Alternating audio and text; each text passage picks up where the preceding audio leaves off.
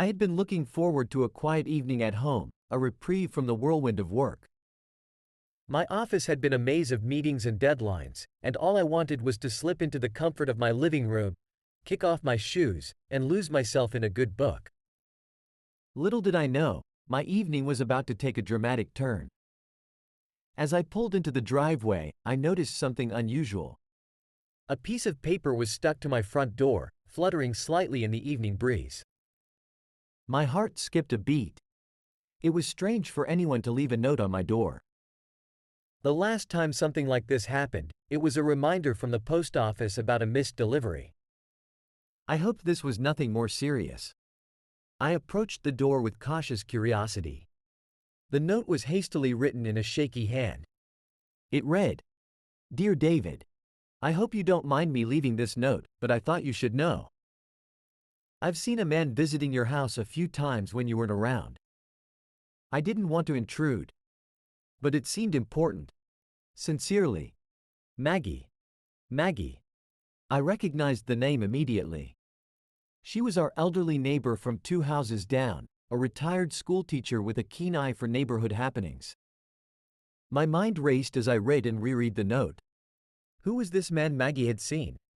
Why was he coming to my house? I felt a chill run down my spine. My first instinct was to dismiss it as a misunderstanding. Maybe Maggie had mistaken someone for a stranger. But the more I thought about it, the more uneasy I became. The timing of the visits, when I wasn't home, was too coincidental to ignore. I unlocked the door and stepped inside, but my usual sense of relief at being home was absent. The house felt different, colder somehow. My wife, Kira, was in the kitchen preparing dinner, her back turned to me. She seemed absorbed in what she was doing, humming softly to herself. "Hey, Kira," I said, trying to sound casual as I slipped the note into my pocket. She turned around with a smile. "Oh, you're back early. How was your day?" "It was fine. Busy, as usual," I replied, trying to mask my unease. But something strange happened. Maggie left a note saying she saw a man coming to the house when I wasn't here. Kira's smile faltered for a moment before she recovered. "A man? What kind of man?" "I don't know," I said, shaking my head. "I don't recognize the description. I guess I'll have to talk to Maggie and see if she remembers anything more." Kira nodded, but her eyes avoided mine. I noticed the slightest tremor in her hands as she turned back to the stove, and I couldn't shake the feeling that something was off. As I sat down at the kitchen table, I replayed the note in my mind. The unsettling thought that my private life might be under scrutiny was both disturbing and perplexing. What was going on? And more importantly, who was this man, and why had he been coming to my home? The evening had barely begun, but already it felt like my world was shifting in ways I couldn't yet understand. The days following Maggie's note were filled with a gnawing anxiety that I couldn't shake. The fleeting moments of normalcy I had clung to began to crumble as I noticed a shift in Kira's behavior. It wasn't anything overt, nothing that screamed cheating or deceit, but there were subtle changes that pricked at my nerves. The first sign was the increase in her work hours. Kira had always been diligent, but lately, she was coming home later and later. It wasn't just the occasional late night. It was becoming a regular occurrence. Each time I asked her about it, she had a different excuse.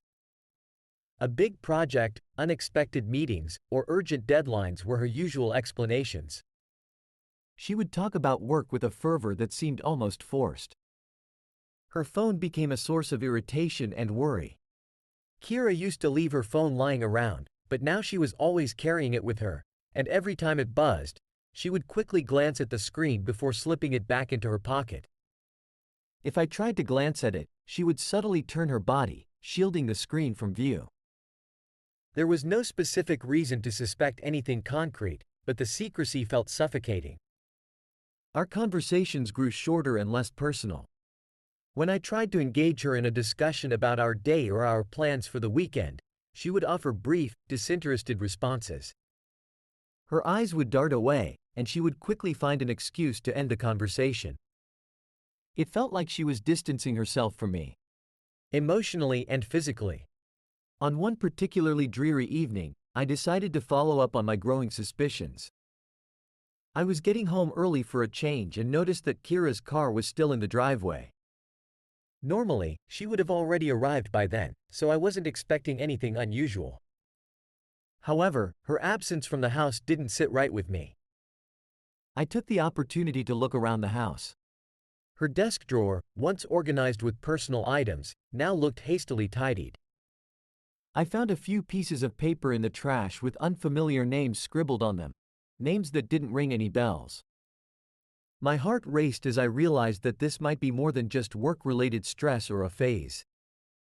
Later that week, I managed to catch her leaving for work without the usual flurry of activity. Her car pulled out of the driveway just as I was walking up to the front door. I decided to follow her, not out of anger, but out of a desperate need for clarity.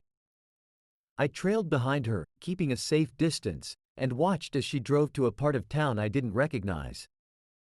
She parked outside a quaint cafe and went inside. I hesitated for a moment before deciding to follow her in. I found a seat where I could watch her without being seen. Kira sat at a corner table, and soon enough, the man from Maggie's note, Bryn, walked in.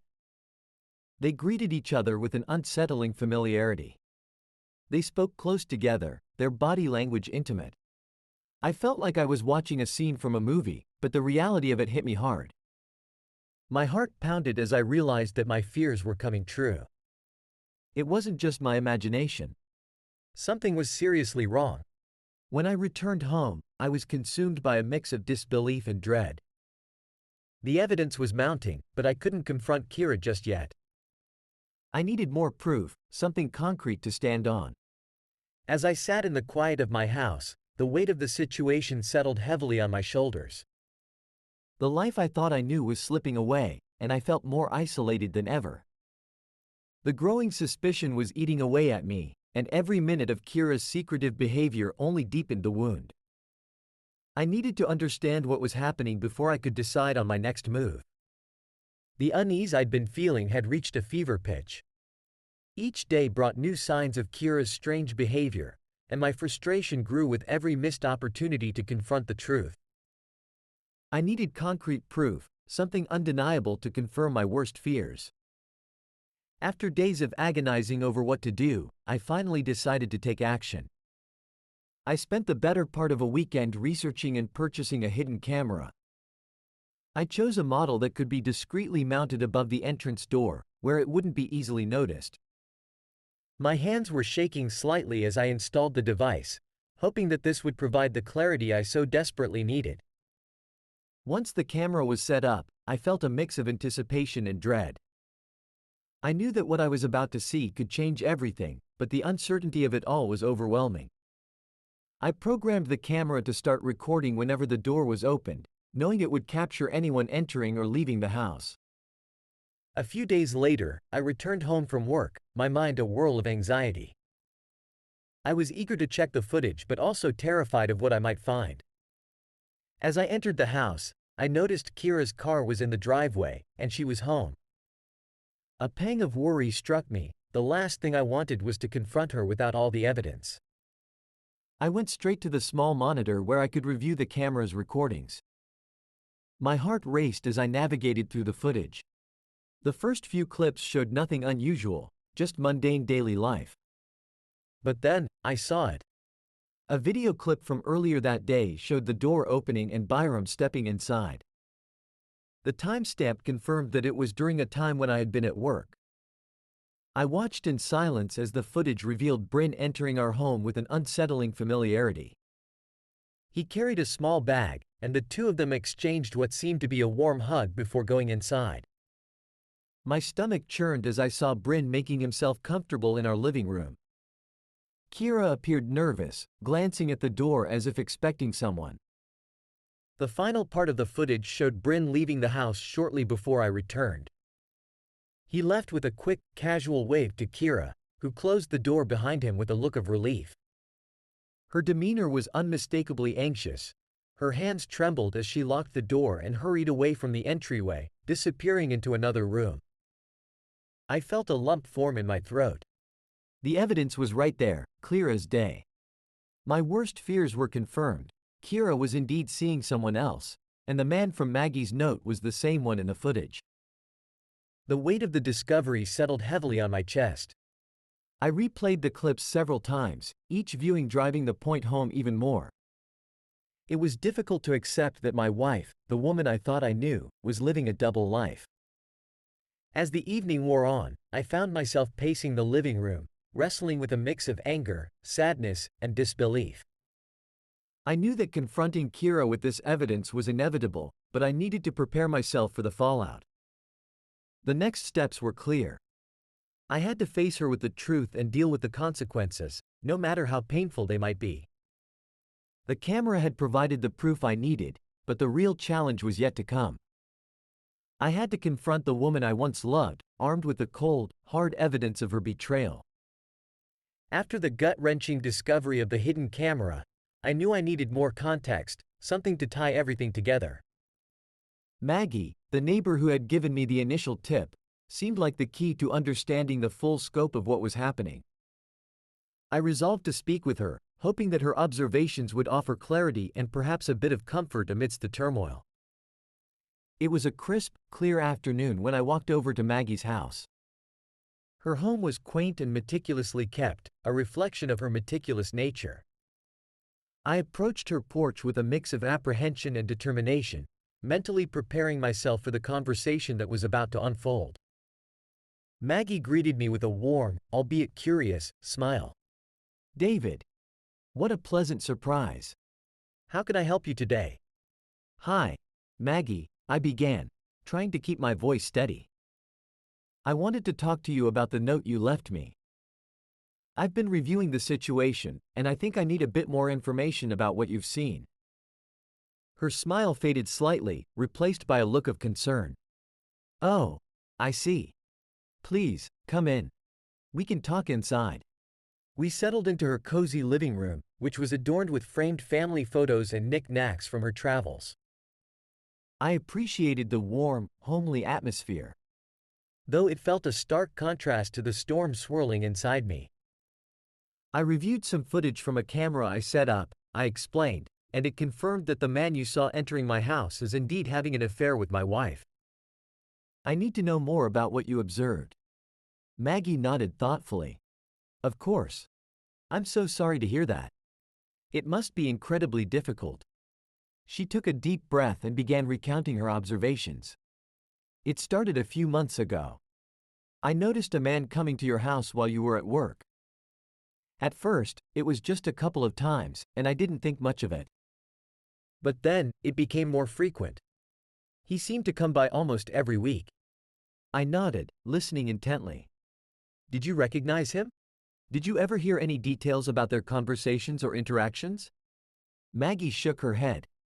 "I don't know his name, but he always arrived around the same time in the afternoons. He had a certain familiarity with Kira, though. They would greet each other warmly, and sometimes he'd stay for hours. They seemed quite comfortable with each other." My heart sank further as I processed her words. "Did you ever see anything that seemed out of the ordinary, like any arguments or unusual behavior?" "Not really," Maggie said, her brows furrowing. "Most of the time, it was just the two of them chatting and enjoying each other's company. They seemed relaxed, and I didn't notice any signs of conflict. However, there was one time when Kira seemed particularly anxious when he left. She was pacing around and looked quite distressed. I felt a pang of sorrow. The image of Kira's anxiety matched the footage I had seen.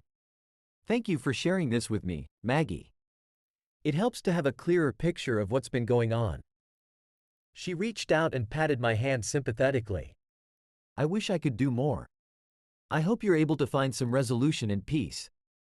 If you need anything else, don't hesitate to ask." I thanked Maggie and left her house, my mind still reeling from the revelations.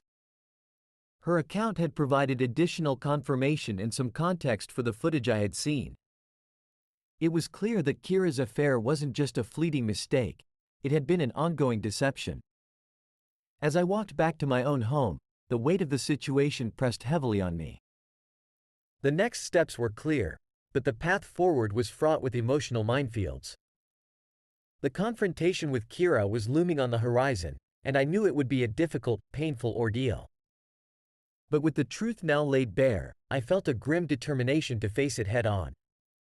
The camera had become both a lifeline and a tormentor. Each day, I meticulously reviewed the footage, hoping for something, anything, that could make sense of the disarray my life had become. The initial recordings were alarming enough, but as I delved deeper, the evidence grew increasingly damning. The man, Bryn, became a regular fixture in our home. The frequency of his visits was unsettling. At first, it was just once a week, but soon, it became a pattern. His entries were always marked by a casual confidence, and his departures were equally nonchalant. Every visit lasted longer than the last, with each interaction appearing more intimate than the previous one. As I watched the footage, I felt like a spectator to my tragedy. The clips showed Bryn arriving with an almost ritualistic regularity. He would come in, often bearing small gifts or carrying what looked like a bottle of wine. They would share drinks and laugh, and occasionally, their conversations would grow quiet and private. Kira's demeanor shifted from initial nervousness to an increasingly comfortable ease. The turning point came when I noticed how Kira and Bryn's interactions became more affectionate. There were instances of them sitting close together, whispering, and occasionally, Kira would even rest her head on his shoulder. The physical proximity, the soft touches, they all spoke of a relationship that went far beyond mere friendship. Each new piece of footage felt like a weight added to my already heavy heart. The truth was laid out before me in unflinching detail, and there was no denying the depth of Kira's betrayal. I knew that it was time to confront her. The evidence was overwhelming, and I couldn't ignore it any longer. The evening I decided to confront Kira, I was a bundle of nerves. The anticipation and dread churned inside me, creating a storm of emotions that I struggled to keep under control. I had set up the living room for what was to come, ensuring that the camera footage was easily accessible. The time had come to face the truth head-on. When Kira walked through the door that evening, she seemed to sense something was different. I could see the moment she realized that today was not going to be just another ordinary evening. Her face tightened as she noticed the seriousness in my demeanor. "David, what's going on?" she asked, her voice tinged with apprehension. I took a deep breath and gestured to the couch. "Kira, we need to talk. I have something I need to show you." She sat down, her eyes wary as I pulled out the tablet and began to play the recordings from the hidden camera. The footage displayed Bryn entering our home, the casual conversations, the private moments. I watched Kira's face as she saw the evidence of her betrayal unfold on the screen.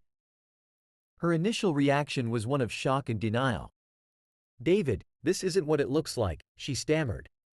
"There's an explanation for all of this."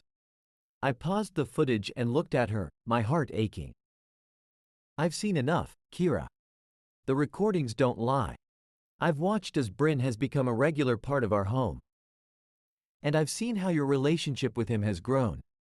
You've been unfaithful to me." Tears welled up in her eyes as she tried to defend herself. "It wasn't supposed to happen this way. I didn't mean for things to get so complicated.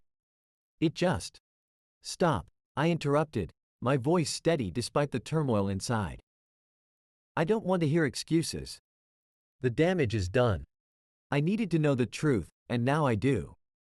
I'm hurt, Kira. I'm devastated." Kira's face fell, and she struggled to find the right words. "David, please, let's talk about this. I'll do anything to fix it. I'm so sorry." I shook my head, feeling a deep sense of resignation. "I don't think there's anything left to fix. The trust is shattered, and our relationship can't go back to what it was." As I looked at her, I realized that this confrontation was just the beginning of a much larger process. The evidence was clear, and the truth was out in the open. The path ahead was fraught with pain and difficulty, but I knew that I had to stay firm. The journey to heal and rebuild my life had officially begun.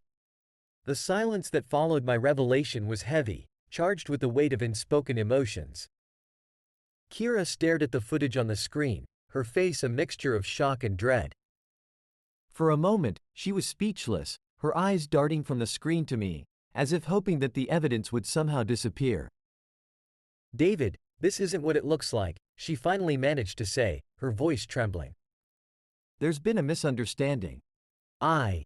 Misunderstanding? I cut her off, trying to keep my voice calm despite the fury bubbling inside me. "Kira, I've seen enough. It's all right there. I need you to be honest with me. What's going on?" Kira's initial response was a flurry of excuses. "You don't understand the whole story. Bryn and we were just friends at first. It started as a simple companionship, and things got out of hand. I never meant for it to turn into what it has." Her eyes were downcast, her fingers fidgeting nervously with the hem of her sleeve. She was struggling to maintain her composure, and the anxiety was evident in her every gesture. The more she spoke, the more her excuses fell apart. "I was lonely," she continued, her voice breaking. "You were so busy with work, and Bryn was there for me. He listened to me when I needed someone. Things just happened." I took a deep breath, trying to manage my own emotions. "So you're saying that this was all my fault? That my work and absence drove you to cheat?" "No, that's not what I'm saying," Kira protested, her eyes welling up with tears. "I take full responsibility for my actions. It wasn't right, and I know I've made a terrible mistake. But I didn't intend for it to become like this. It was supposed to be just a comfort, a temporary distraction." Her attempts at justification only deepened my sense of betrayal. "Kira, it's not about what you intended. It's about what happened. You crossed a line, and now there are consequences. I need you to be honest with me. Why did you let it get this far?"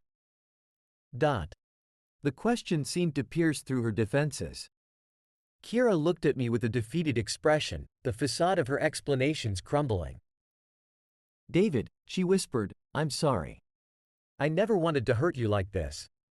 It started as something innocent, but it became more than I ever intended. I was wrong, and I regret everything." The admission was a bitter pill to swallow. The pain in her voice was real, but it did little to ease the hurt she had caused.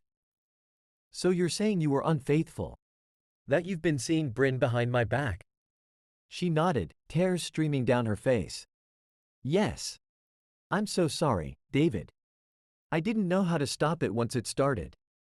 I didn't want to lose you, but I couldn't find a way to end it." Her confession was both a relief and a torment. The truth was finally out in the open, but it was a harsh reality that I had to face. The trust that had been shattered couldn't be easily repaired.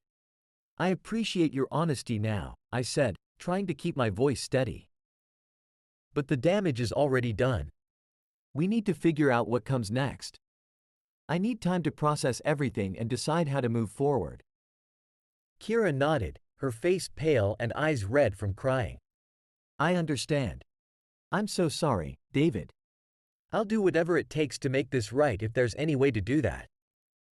I could see the genuine remorse in her eyes, but the hurt she had caused was too deep to ignore. The road ahead was uncertain, filled with emotional upheavals and difficult decisions. As I looked at Kira, I realized that the path to healing and resolution was going to be long and painful. The confrontation had brought the truth to light, but the journey to deal with the aftermath had only just begun. The weight of Kira's betrayal pressed heavily on me, and as much as I tried to focus on the future and the necessary steps for recovery, a seething anger gnawed at me.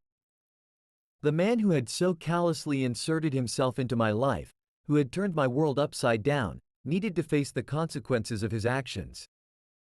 It wasn't just about confronting Kira anymore. Bryn needed to answer for his role in this nightmare. I spent days trying to track down Bryn's whereabouts, fueled by a mix of rage and a need for retribution. It wasn't difficult to find him. A quick search led me to his address. The thought of confronting him was both exhilarating and terrifying. I knew it was a dangerous impulse, but the desire for justice consumed me. One Saturday afternoon, I decided to act. I drove to the address I had found, my hands gripping the steering wheel tightly. The house was modest but well kept, nestled in a quiet suburban neighborhood. The sight of it only intensified my anger. As I approached the front door, I felt a surge of adrenaline. I banged on the door with a force that echoed in the quiet street. Moments later, Bryn opened the door, his expression shifting from confusion to shock as he recognized me. "What do you need?" he stammered, his face paling. "I think you know exactly why I'm here," I said through gritted teeth. "We need to talk about what's been happening between you and my wife." Before Bryn could respond, I pushed past him into the house. He tried to block my way, but I was determined. The confrontation was inevitable, and I needed to get my point across. The interior of the house was a stark contrast to my own. It was clean and orderly, but I couldn't focus on anything but the man standing before me. I could hear the sound of footsteps coming from another room. And moments later, Bryn's wife and children appeared, their faces a mix of confusion and fear. "Please," Bryn pleaded. "This isn't the place for this. Let's talk outside." I wasn't in the mood for a reason. "You brought this into my life, Bryn. Now you're going to face the consequences." The argument quickly escalated. Bryn tried to defuse the situation, but my anger boiled over. We began to shove and yell, and soon it turned into a physical altercation. Fists flew, and the sound of our struggle echoed through the house. The tension that had been building for weeks finally exploded. In the chaos, I heard the sound of sirens approaching. The commotion had attracted neighbors, and someone must have called the police. As Bryn and I fought, his family looked on in horror, unable to stop the violence. When the police arrived, they quickly intervened, separating us and calming the situation. Bryn was visibly injured, and the paramedics arrived shortly after, providing him with medical attention. The sight of Bryn receiving first aid was both a satisfaction and a reminder of the futility of my actions. The damage had been done, and now there were legal and emotional consequences to face. As I stood outside, watching the paramedics work on Bryn, I felt a deep sense of emptiness.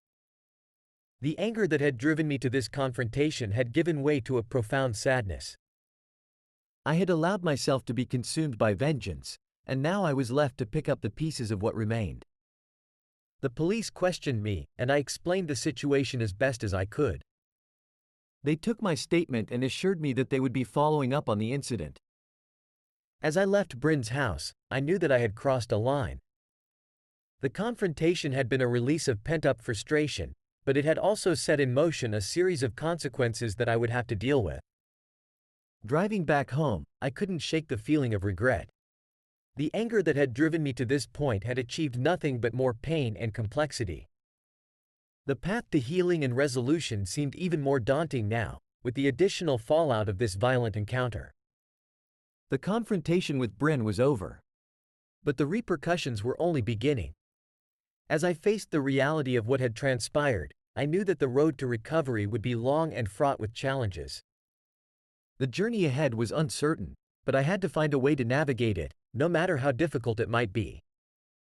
The aftermath of the confrontation with Bryn left a chaotic trail of consequences that reached far beyond the physical fight. My days were now consumed with legal consultations, emotional turmoil, and the relentless struggle to come to terms with the shattered remnants of my marriage. I spent hours with an attorney, going over the details of the divorce process. Each meeting was a reminder of the complexity and emotional strain that lay ahead.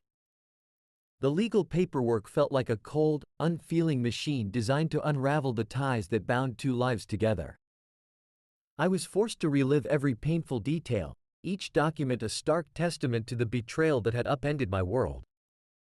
The discussions about the division of assets, custody arrangements, and alimony were not just practical matters. They were a brutal reminder of how deeply Kira's actions had been cut. The process was draining, but it was necessary. I had to ensure that every aspect of the divorce was handled properly, even if it meant facing the harsh reality of what had happened. Meanwhile, Kira's desperation became increasingly apparent. She reached out to me more frequently, her attempts to communicate were often filled with tears and pleas. Her initial approach was one of shock and regret, but soon it evolved into a relentless campaign to win me back. One evening, she showed up at the door unannounced. Her face was pale, her eyes red from crying. I could see the strain of her situation written all over her. "David, please, let's talk. I need to explain everything." I was already exhausted from the ongoing legal battles and emotional strain. "We've talked enough, Kira.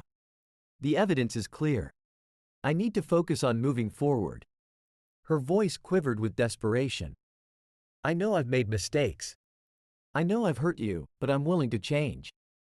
I'm seeing a therapist and working on myself. I'm committed to making things right. Please, give me another chance."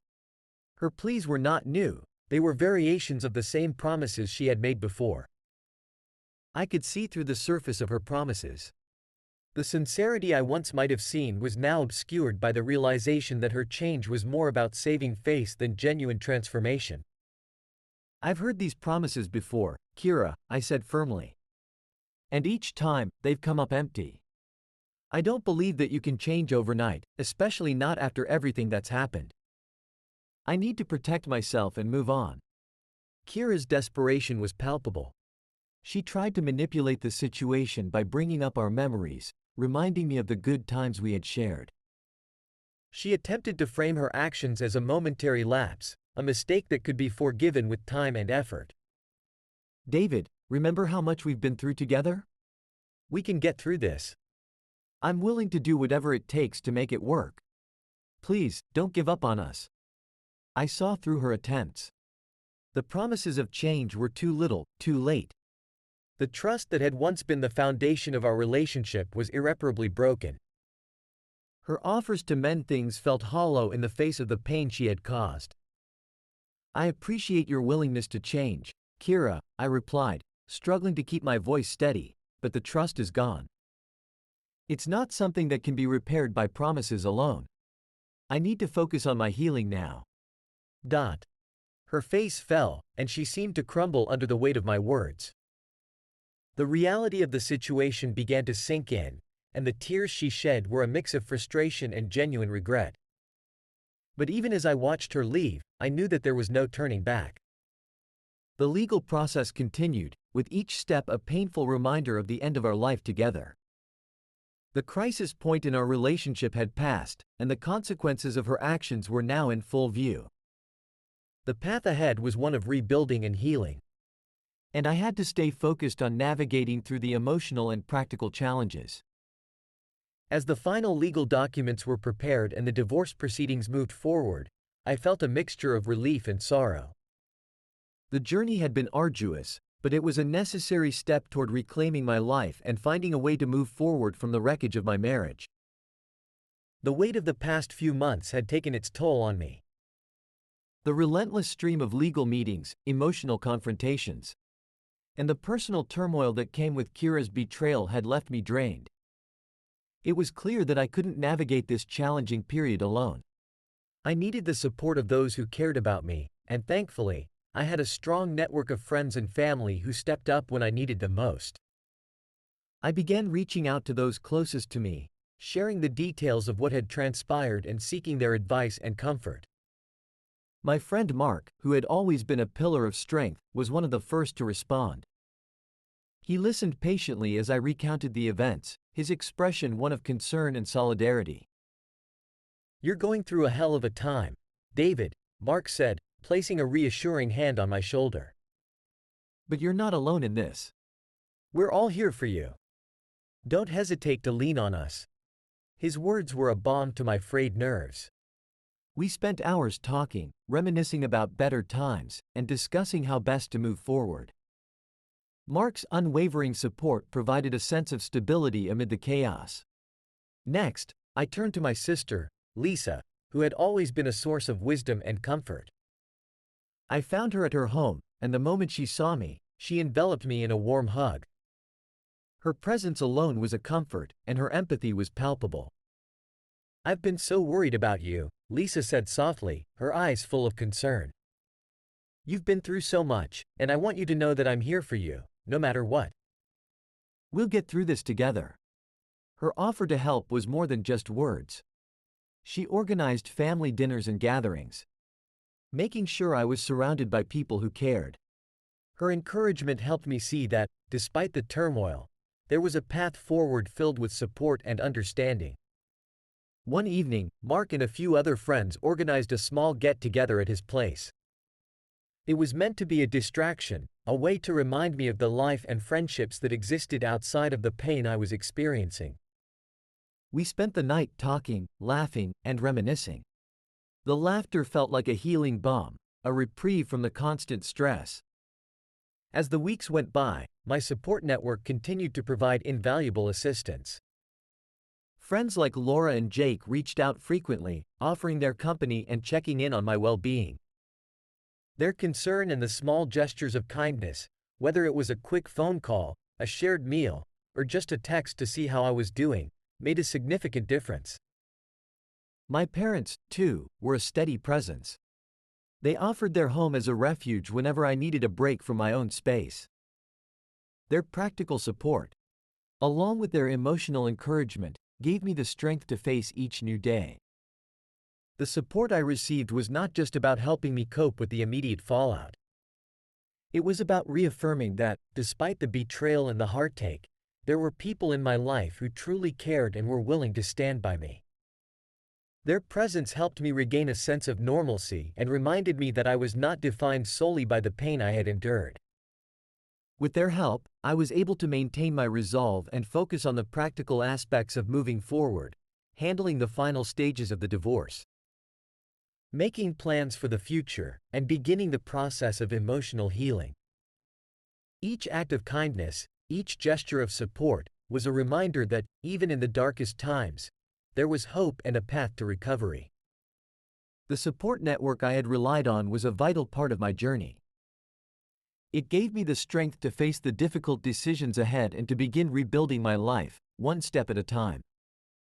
The road was still long, but with friends and family by my side, I knew I could navigate it and eventually find my way to a place of healing and renewal.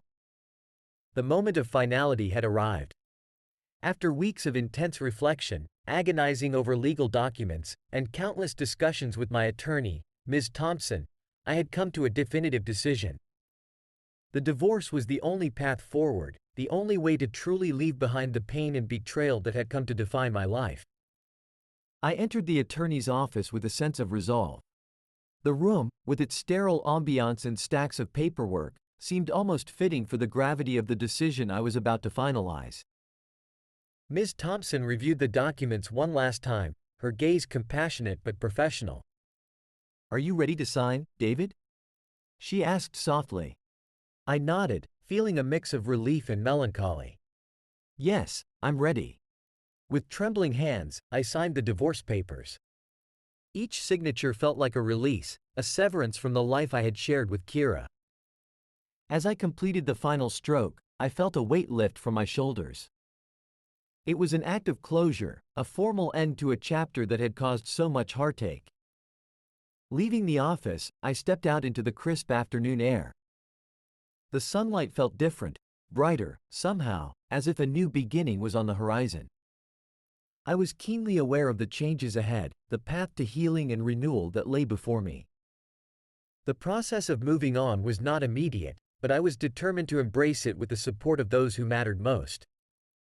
My friends and family rallied around me, their encouragement and companionship providing a steady source of strength. Mark, Lisa, and the rest of my circle of support helped me navigate the emotional landscape of my new reality. I focused on rebuilding my life from the ground up.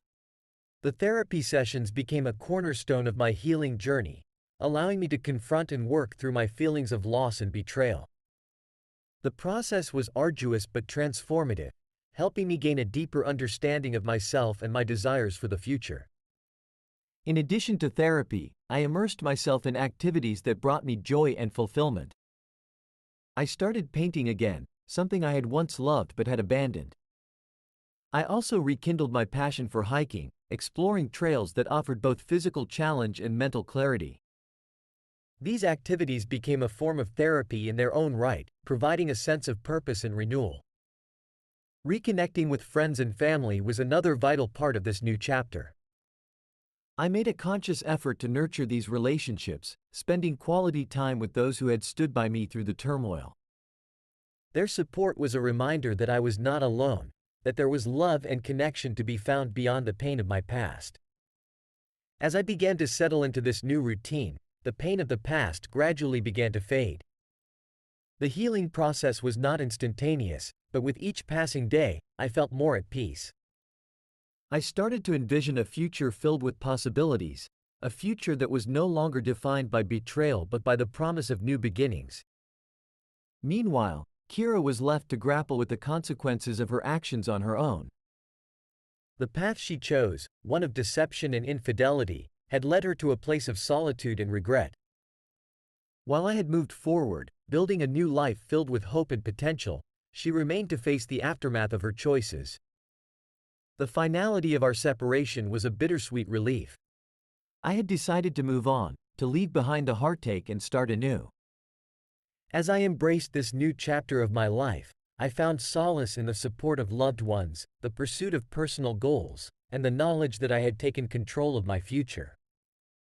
The journey was far from easy, but it led me to a place of healing and renewal. With each day, I felt stronger and more ready to face whatever the future might hold. The past was behind me, and I looked forward to a future that promised growth, happiness, and the opportunity to build a life that was truly my own.